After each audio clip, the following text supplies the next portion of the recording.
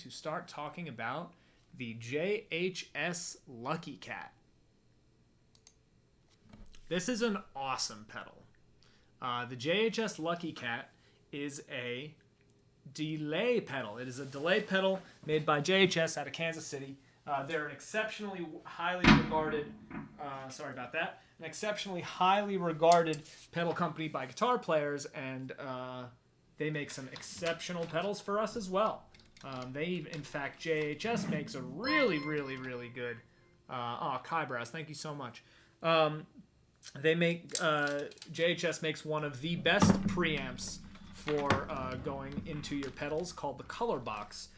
That would be something to check out as well. But what we're going to talk about today is the Lucky Cat delay, which used to be called the Pink Panther, but then because of copyright things, they had to move away from that name, and now you have the Lucky Cat. So this is kind of like the idyllic, simple delay pedal. So one of the things that you'll notice that is a little bit strange for a pedal of this size, you know, the normal pedal size, one of the things that you'll notice is that it has two buttons. And that's because the button on the left is your basic on-off button, and then the button on the right is actually a tap tempo, which we will get into later. But before we get into that, let's just go over what all of the various knobs and switches do. You have the time knob, which dictates the amount of time in between sections of your sound that it's going to clip and record. So when you have the smallest amount of time all the way down on the time knob, that's going to be the fastest repetitions, the quickest little repeats. And the longest one will be the slowest, biggest chunks that are going to get repeated. Then you have the ratio. Ratio only comes into play when you're using the tap tempo. So you can see on the ratio knob you have a quarter note, then a dotted quarter note, then a dotted eighth note, then an eighth note, and then if you can't see it, those are triplet eighth notes. And so when you set a tempo with the tap, it's going to flash at a specific tempo. When you have the ratio knob on the quarter note, whatever that tempo that you're seeing on the tap tempo light flashing on and off as it does with the tempo, that will be the rhythm of the repeats. If you think of those flashing lights, the repeated flashing of that light as the quarter note, then when you move the knob over to the dotted eighth note, the repeats will occur in the rhythm of a dotted eighth note based on the quarter note of the light. Same thing goes for the regular eighth note and then the triplet eighth note. So the ratio is what will allow you to have different rhythmic repetitions based on the tap tempo. So you can tap the rhythm of whatever song you're in, the same exact tempo, but have a triplet eighth note type of delay repeating. So you'll have is the quarter note, and then gakata, gakata, gakata, gakata will be the delay. Then the next knob over, the repeats knob, simply dictates how many times it repeats, how long the trail of the delay is. The mix knob on the top right is pretty self-explanatory. It dictates how loud the repetitions are in relation to your sound. All the way down means no repetitions are audible. All the way clockwise means that only the repetitions in your dry sound are not audible. So the last knob that you'll see is the darkened knob. Essentially, this is a tone knob, not affecting your sound, but affecting the sound of the repetitions. The darker it is, the less high end will be in the sound of the repeats, and I'll show you how all that goes. The next switch, the last switch that you have to look at, is at the top middle, and that has the mod 1 on the bottom and mod 2 on the top. This is a 3-position switch. Mod means modulation, and so what you can do is you can have either mod 1 or mod 2 engaged, which will modulate the delay and give it a little bit more of a gravelly, crunchy, electric type of sound, or you could have it in the center position, meaning you're not modulating the effect at all. So let's take a look at what this sounds like. I'm going to have the ratio on the regular quarter note. I'm not going to touch the time knob because I'm going to set the time using the tap tempo, which is here on the right. I'm going to have the repeats at noon, the darken, all the way clockwise, and then the mix I will have at 50% so you can hear the delay well. And then the tempo at this tempo that I will snap out.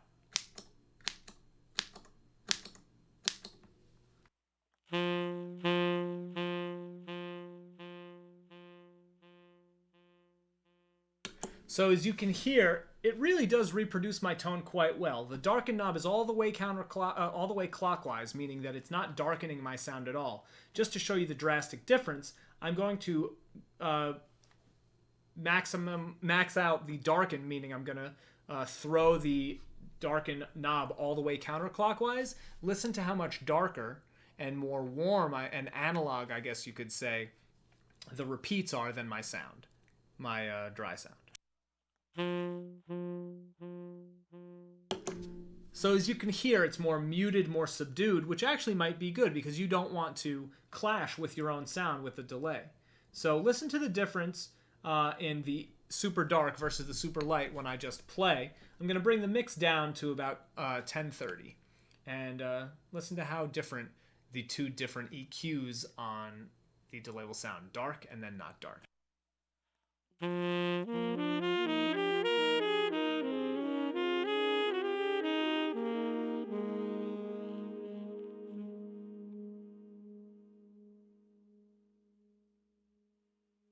And then no darkness.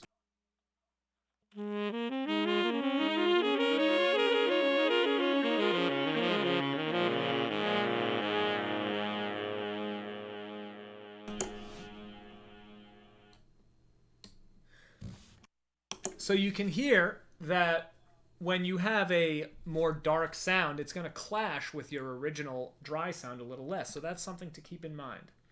Now, with that same tempo, I'm going to change the ratio all the way to triplets, all the way clockwise on the ratio knob, and listen to how that sounds.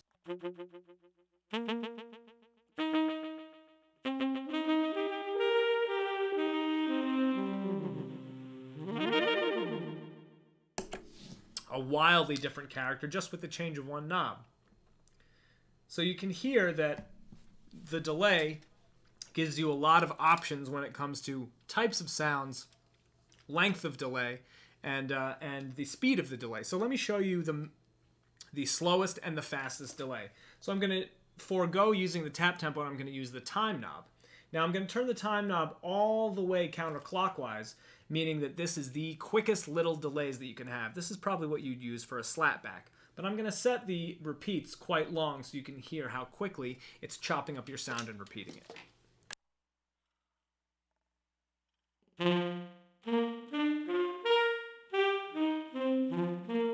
So it's not even really audible as a delay. So let's change it a little bit. Slow it down. So here you go.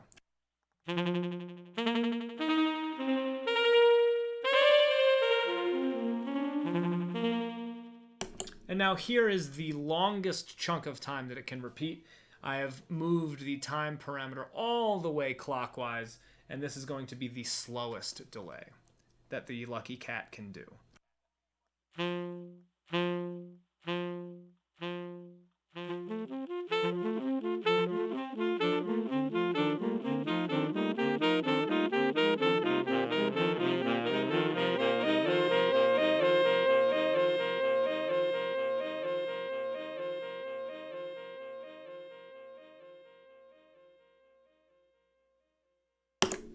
So it can take a pretty large chunk of time and use it as a delay.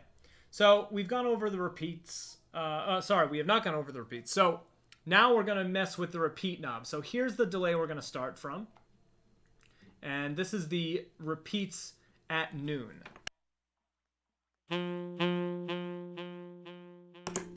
So a rather long trail, repeating many times. So obviously, if you put the repeats all the way down counterclockwise, it's not going to repeat at all.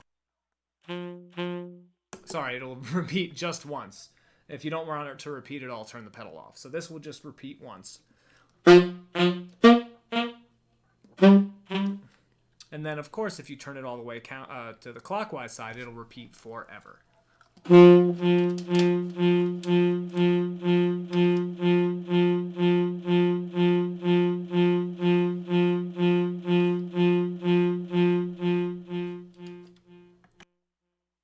And so that's how that one will work. Now, the mix knob is a very important knob, but it works the same as any other delay pedal. How much of the delay do you want to hear? That's dictated by the music around you and what you're going for with your delay effect. The things that are a little bit more untraditional are the mod switches. So let's give you a really clear picture of how that sounds. repeats are at noon, mixes at noon. I have the same tempo that I had, and the darken is all the way up, so it's the most pristine recreation of my sound, all the way clockwise. And here is what mod 1 sounds like.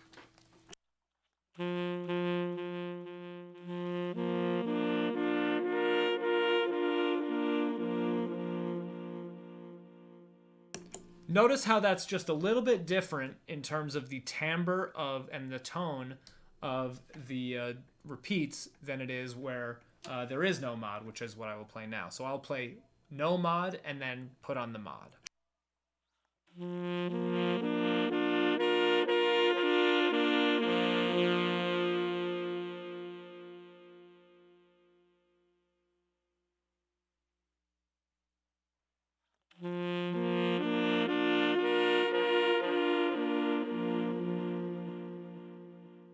As you can hear, mod 1 is very subtle. It just gives it a little bit more of a lush sound to the delays, which can actually be very nice and velvety when you're using it. Now, I will do the same thing. Here is mod 2. First no mod, then mod 2.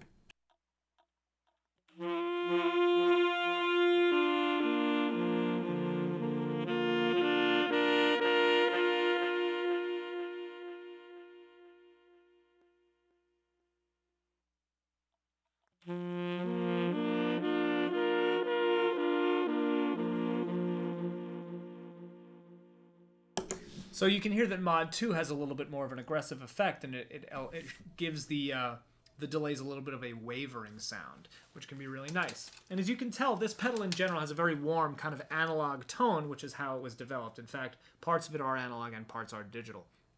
So let's see what this can do in context.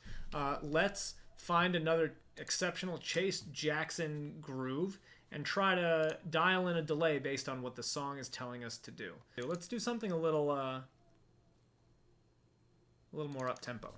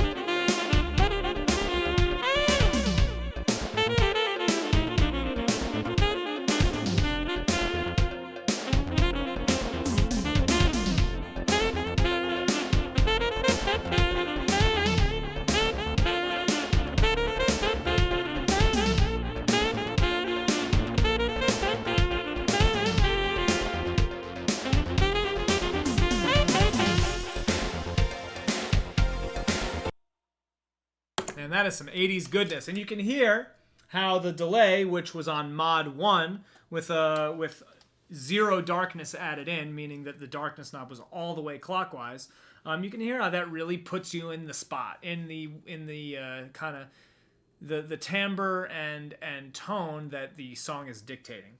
So the JHS Lucky Cat delay, a really spectacular one. Its practicality cannot be overstated. This is a pedal that is the size of just a normal Boss pedal, but has the rare additive of a tap tempo, which when playing music that is rhythmic, which is most music, is extremely useful because that means that you are going to be in correct association with the rhythm. It's an extremely good pedal. I love this pedal, and I recommend it to anybody, especially those who want a little bit something smaller, something a little bit more simple, but has a little bit of diversity when it comes to the various tones and timbres that the pedal provides you. So the JHS Lucky Cat, what a great pedal.